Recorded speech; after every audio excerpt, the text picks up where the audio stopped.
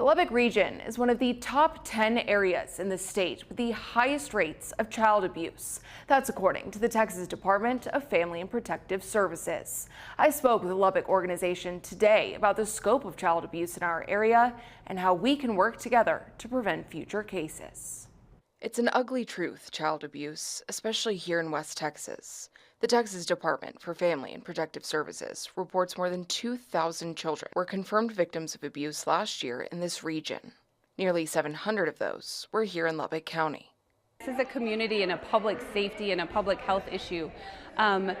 Abuse happens within usually a household or a family, but it affects and it has a ripple effect that affects the whole community and our safety. Dr. Jennifer Hansen is a child abuse pediatrician with Texas Tech Physicians. As Lubbock recognizes Child Abuse Awareness Month, she says the best way to bring the dark issue to light is by speaking up.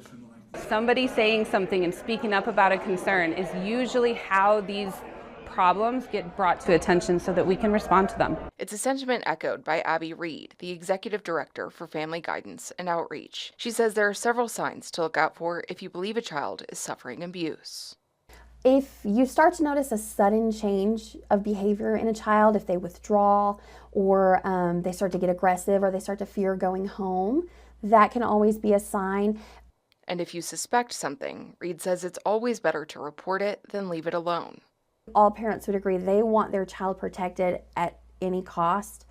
So always tell CPS. You would much rather call CPS, they investigate it, determine everything's okay, than see that sweet child on the news because they've become a victim or a statistic. Reed says some abuse can happen because parents are underprepared and overwhelmed. So Family Guidance and Outreach offers free parenting classes and other resources to people in need.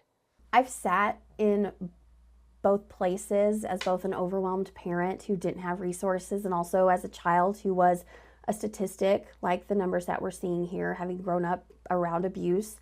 And I can say that ultimately what could have prevented these numbers or me being a statistic would have been education, resources, and just a community that's not afraid to recognize the signs of abuse and not afraid to talk about it.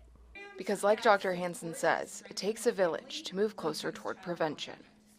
The idea of being a champion for children is empowering people to step up and to say something when they have concerns, but also to offer support and education and things like that that can help move towards a preventive stance as well.